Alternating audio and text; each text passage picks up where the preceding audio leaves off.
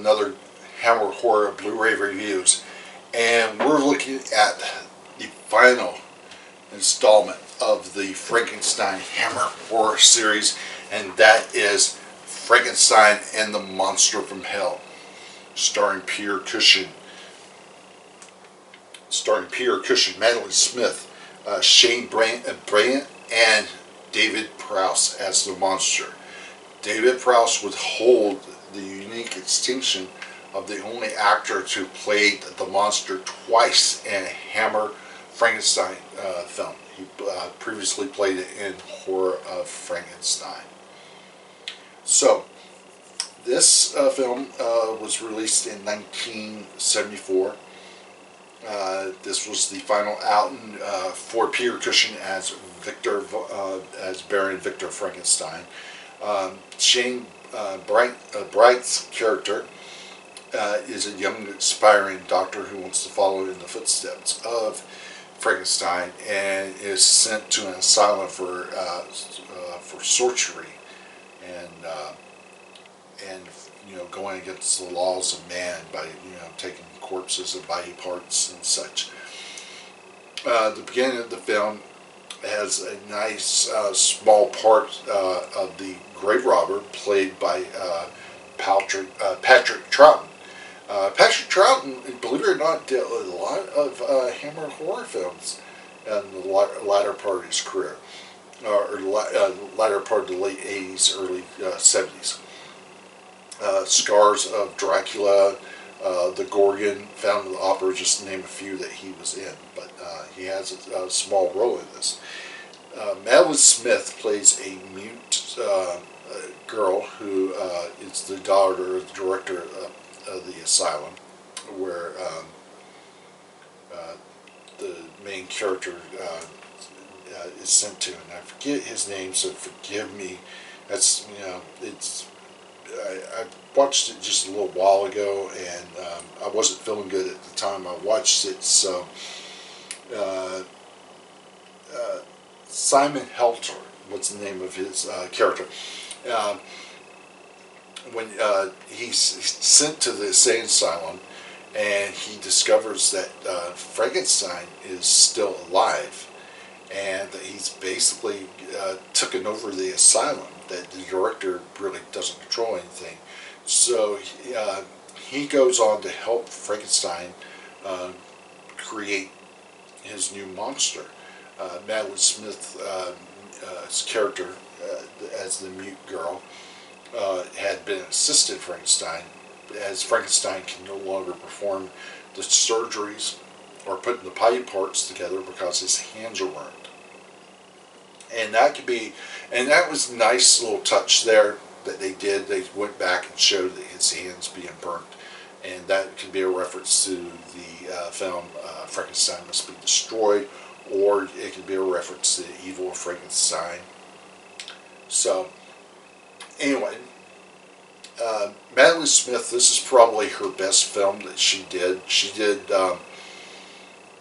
3 films for Hammer, if I'm not mistaken. She did Taste the Blood of Dracula. She has a small role as a brothel girl. She also did Vampire Lovers with Ingrid Pitt. But this is her best performance because she's not scantily clad. She is like clothed from head to toe. I mean, from the neck down. So. And she barely has any speaking words in the movie, so she's given this pantomime performance, and she does such a wonderful, wonderful job. And of course, Peter Cushing gives a great performance as in the swan song to Baron Frankenstein. David Prowse probably got the short end of the stick because the costume he wore as the monster was just. It's horrendous. It's not the best makeup. Really not the best makeup. I just don't see who thought this was a good idea. But as you can see here, this was the movie poster for Frankenstein and the Monster from Hell. On the back here, you have this nice little shot from the movie and another little still shot here and such. So let's open it up, take a look. Nice little painted of the DVD cover there. That was nice, nice doing there. And this is another black and white still shot from the film.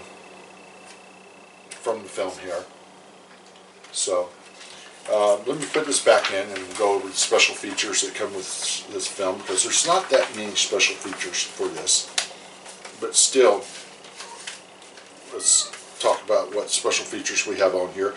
Audio commentary with Madeline Smith and David Prowse, and film historian Jonathan Scothman, and theatrical trailer. So there's not much special features on here, but they're worth checking out and seeing.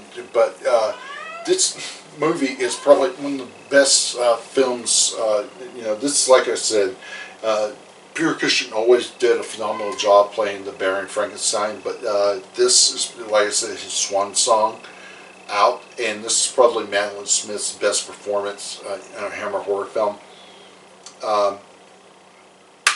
As far as where I rank this with the other Frankenstein movies, I would probably put this.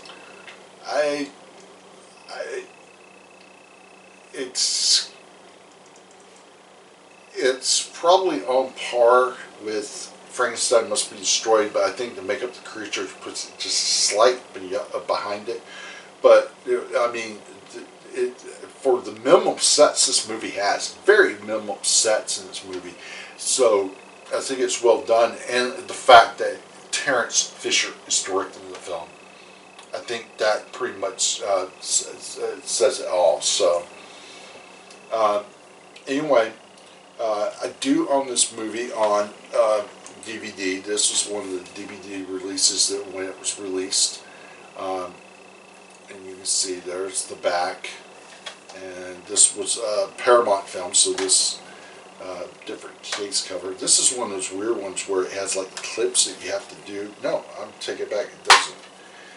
You can see there's the cover and such, and the little slip sheet in there. Flip it to the back, it shows the chapters and stuff. So, but I personally, like I said, we get it on Blu-ray. You can order this through Deep Discount DVD or Best Buy, or directly from Shot Factory. But if you're a Hammer Frankenstein fan, you definitely want this. Or if you're just a Hammer fan, you want this. And I apologize for this individual who won't be quiet, so you'll have to excuse him. So anyway. Thank you guys for watching. Appreciate it. Hope you guys enjoyed the review. Check out all the other Hammer Horror Blu-ray reviews. Don't forget to check out all the great panels on the Geek This Week YouTube channel from Pensacon, from the various Pensacons and Fanboy Expo, and much, much more. And thank you guys again for your support, and we'll see you later.